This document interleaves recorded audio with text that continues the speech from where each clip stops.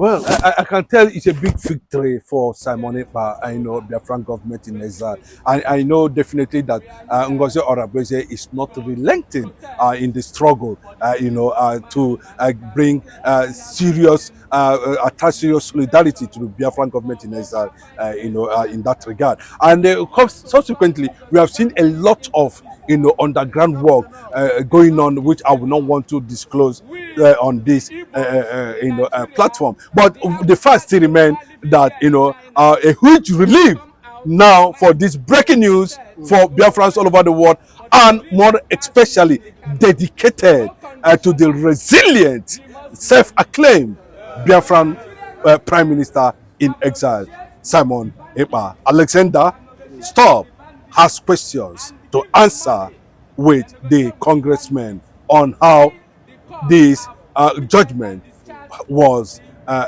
constituted and carried out. And the US government has ordered for immediate review, given happenings that is going on in Nigeria. And most of the congressmen sees Simon Ekpa as a resistant voices to Fulani killing spree in Nigeria, and of course a major pillar on the struggle to realize Biafra in defense of series of Islamic government invasions that is taking place in almost all the regions of the nation called Nigeria, even though a lot of people don't want to agree that Nigeria is a country, not even to talk of being a nation. So I think that public hearing spearheaded and that got attention of Ted Cruz, Raleigh Moore, and so many powerful US congressmen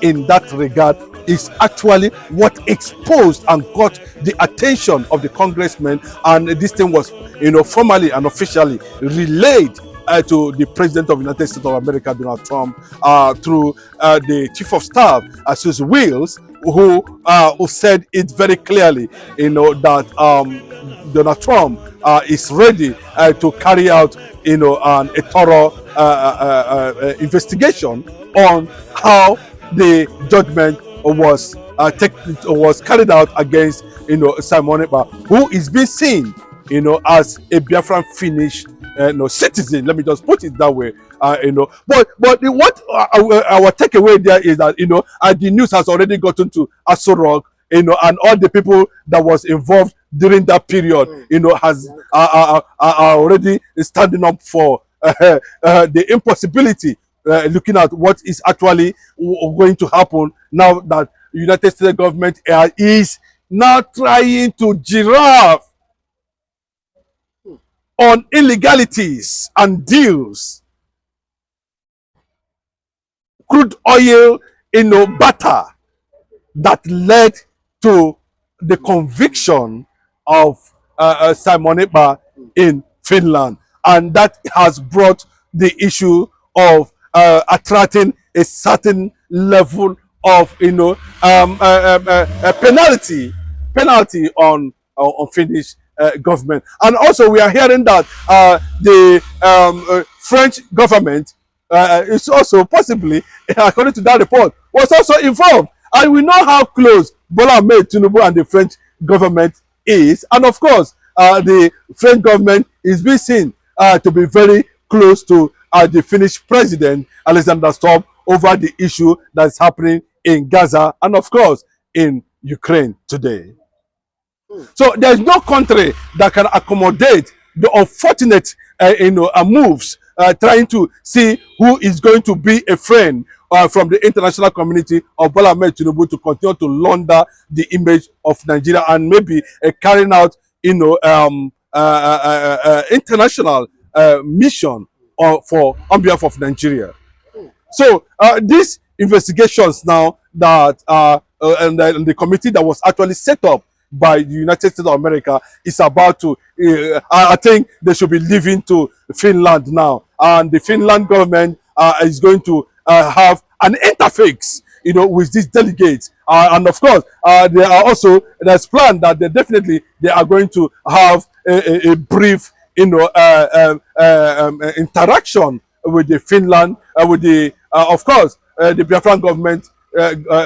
Prime Minister in exile, Simon Ekpa, and after that brief, it is expected that they will be able to, pass a certain message to Asorock, and of course, more escalation and more international pressure and image damage on the side of Nigeria will begin to take a global dimension on so many criminality and atrocities that these people has actually committed against voices of resistance. You can see virtually in the north, in the west here, there is no pronounced voice that is checking and suppressing or fighting back this Islamic government in Nigeria, apart from Simon Ekpa and of course Mazi Nnamdi Kanu. And willingly and unfortunately, the government of Nigeria has actually identified these powerful individuals of Biafran extraction as a major obstacle in achieving their mission. Now that these people have been with outside reach, let me put it that way, why is it that we are still experiencing killings in Nigeria? They attacked IPOB as a killing organization. They also mentioned Simon Ekpa, but now we are seeing real jihadists operating in disguise under the Islamic government of Nigeria, infiltrating regions. Look at what happened in Rivers State yesterday. Just at the back of Asari Dokubo's house, you can see the shooting that took place there. You can see what is happening in Abraka in Delta State. The same people. You can see what is happening in Asaba. The same people. You can see what is happening in Kwara. The same people. You can see what is happening in Oyo State. The same people. You can see Benue, Plateau, and Aziz, Middle Belt Aziz. We are still talking about the same people. Then how did Simon Ekpa and Mazi Nnamdi Kanu now came into the issue of insecurity in the eastern part of the country?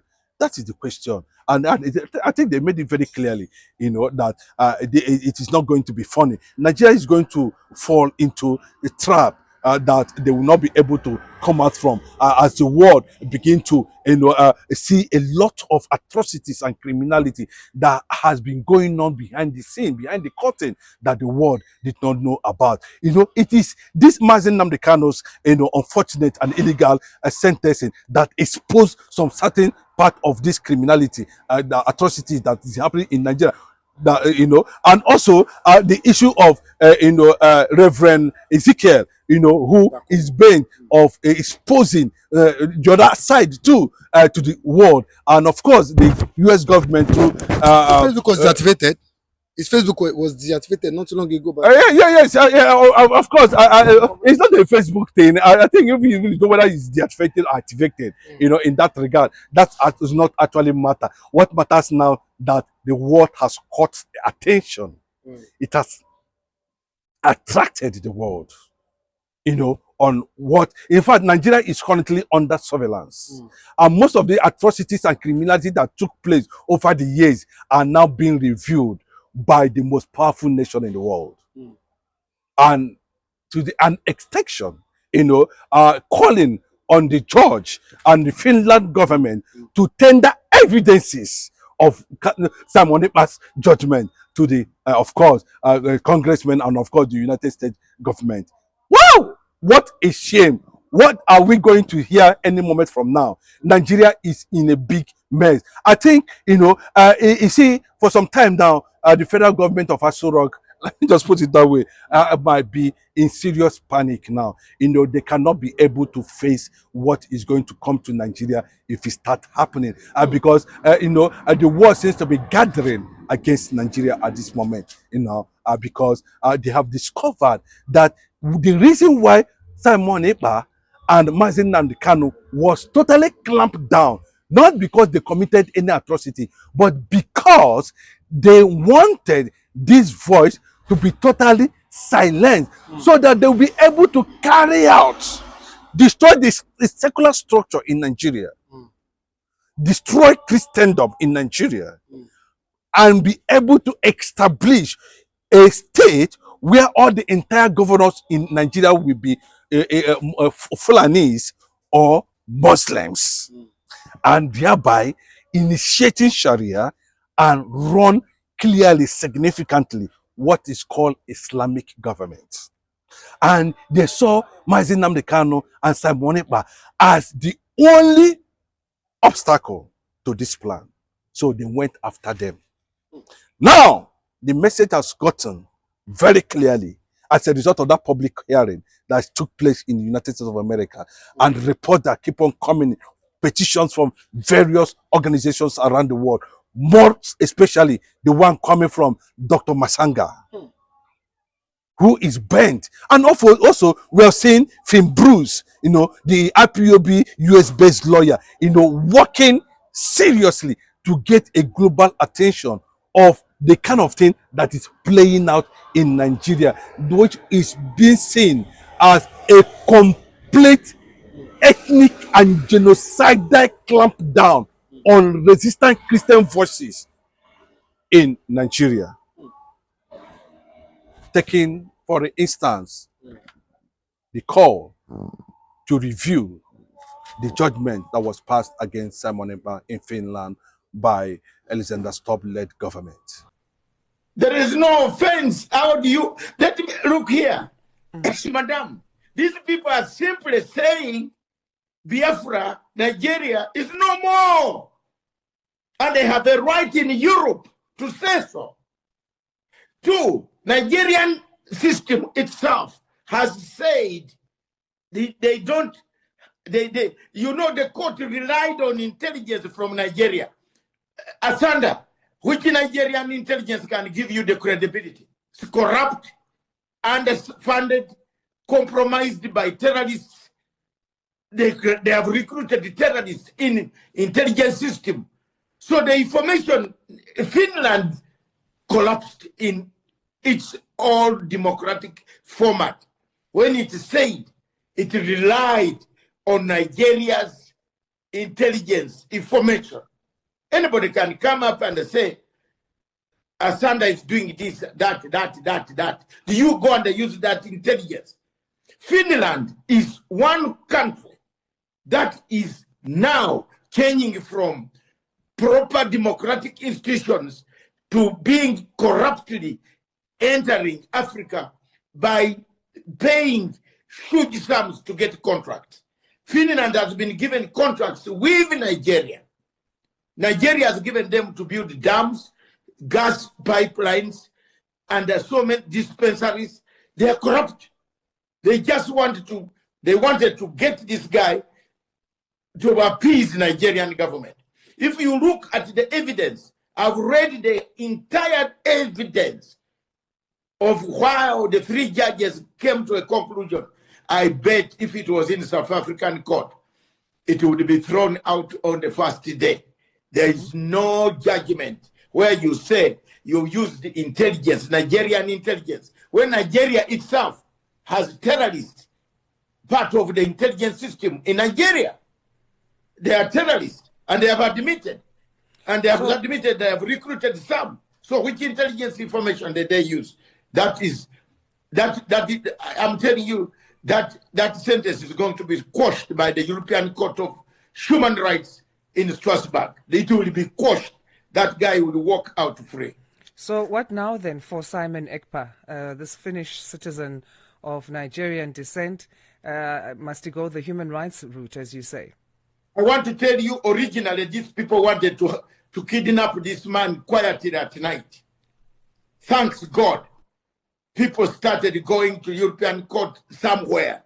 And, volunteers stopped it and told Finland that you are in trouble. We know what you are doing. They wanted to take him without even going through the court.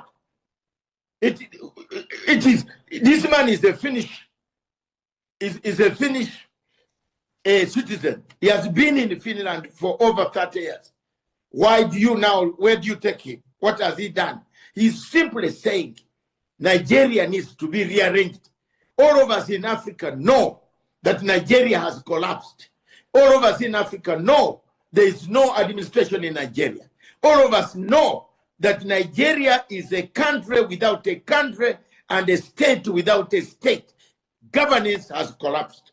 And these people are simply saying, can we rearrange Nigeria and go away? It's like what I have told you about Congo. Biafrans are over 80 million people out of 250. But there are people killing people there. There are terrorists coming down daytime and they take over your house, take over your farm, feed on your food, kill your people. They are there. It is happening. And African Union has not said any word. United Nations Security Council has not said any word.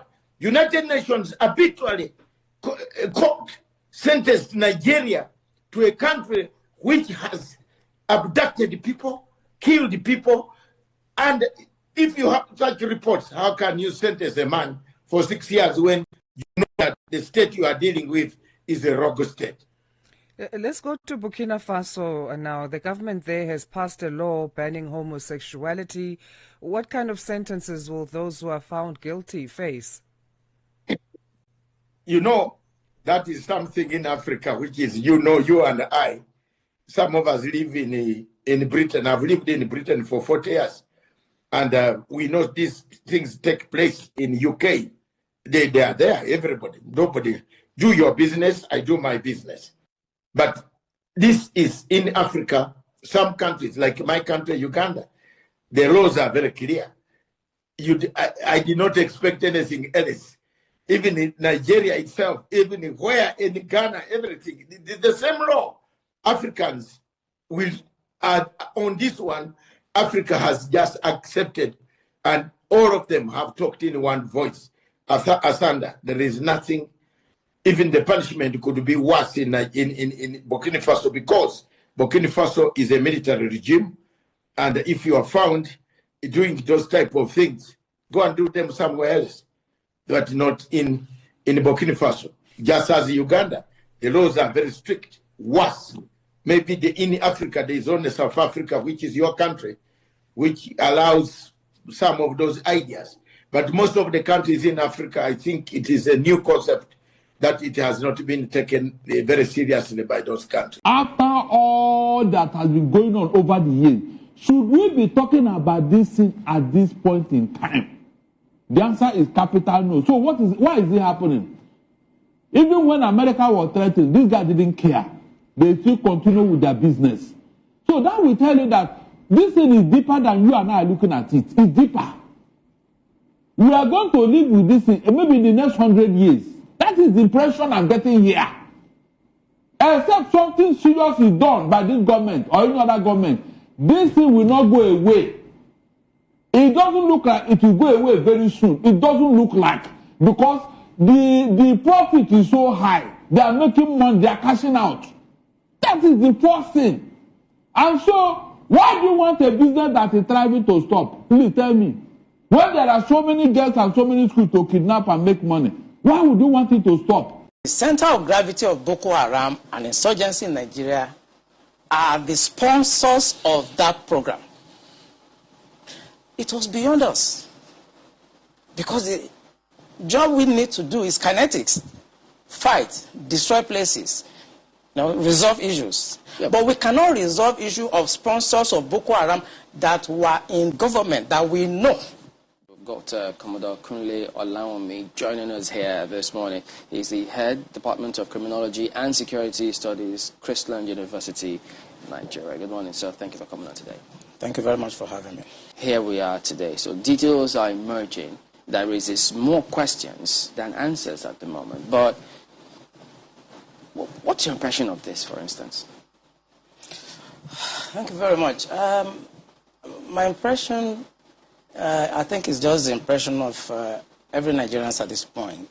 I've served the military intelligence for the past 35 years.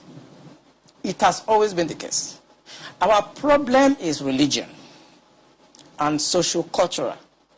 I mean, people will expect me to come here and start talking about kinetics, about operation and so on. I've been an operational commander all my life.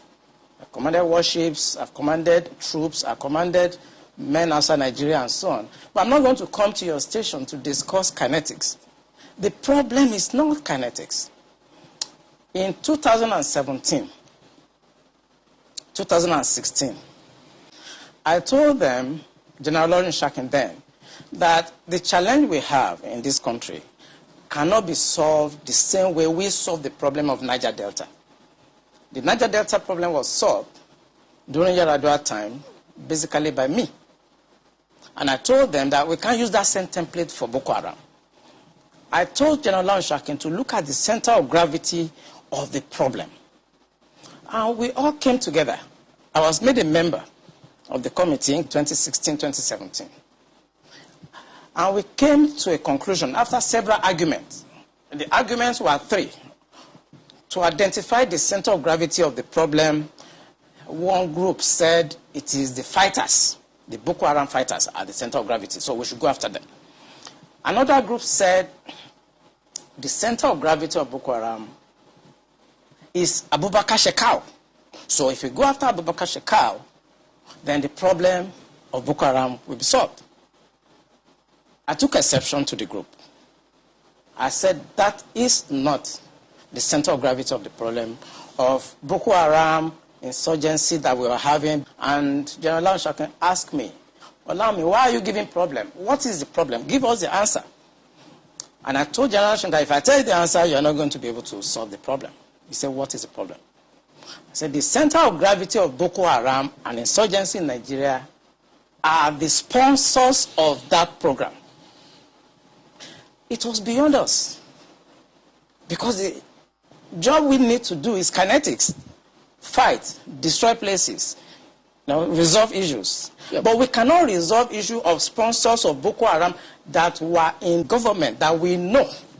When you say we, who I was in the military intelligence. Okay. And the defense headquarters staff that I work with, they know. And that was why we couldn't pursue that aspect that could have resolved that problem. Because you need to arrest people.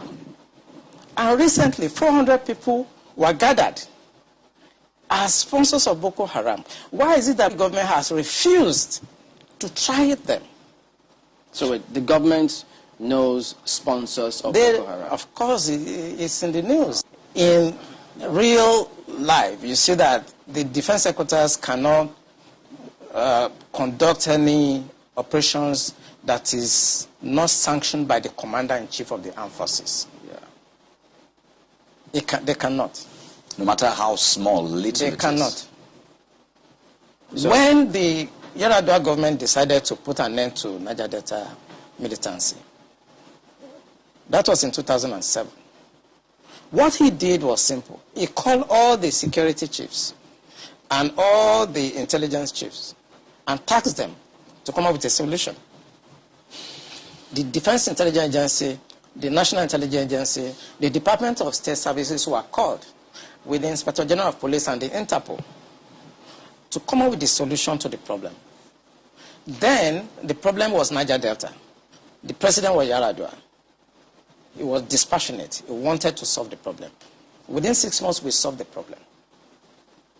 I remember I have to go to Angola to go and bring Herioka, and nobody in Nigeria knew what we did. All we know is that since 27, 28 that we conducted our operation under Yaradua, Niger Delta issue has remained manageable. This government does not want to resolve this problem. They are escalating it because of tribal and religious sentiments. So when you say this government does not want to resolve, why would you go that length? The meetings that have happened, the purchase, the change of guard and the rest. Why would they do all that if they don't want to solve this? Because that is not the solution. What you just mentioned is not the solution. Mm-hmm. When you have a problem at policy level, strategic level, operational level, when you have a problem, what you need to do is to identify the center of gravity of that problem and attack it. That's what you do. What they are doing is not attacking the center of gravity of the problem of Boko Haram and insurgency. So if the president is buying Super Tucano, is changing service chiefs, that is not the solution. We are looking at the wrong side. It's not kinetic. It's politics. Are you ruling out kinetic altogether? I can't rule out kinetic because it's a spectrum. It's a spectrum, so you can't rule out something. But the center of gravity is what they should look at. And what is it? I'm saying it on this channel. It is the sponsor of Boko Haram and bandits. When I worked with the DSS in 2007, because when Yaradua approved the operational order that we did, we now have to work together as a team. He actually forced all of us to sit down together and work together. I was surprised at the tremendous amount of information had by DSS. I was shocked. We in DI, I was in Defense Intelligence Agency, and when they were forced to bring out the files, I was shocked. They have so much information at DSS presently as I'm talking about what I'm talking about. They have. But you see, if a fish is going to get spoiled, it's going to start getting spoiled from the head. The DSS will not do anything except the Commander-in-Chief's body language shows that this is the direction I want to go. That is where the problem is. The DSS has tremendous information. By the time somebody takes over and wants to undo some of this evil that I've seen in this country, you'll be surprised names that the DSS will bring out. They have the information. There's nothing I'm going to say here that they don't have. The defense headquarters have the solution for the kinetic aspect. They do. I'm not going to come here to advise them. I work with them, and they're still there.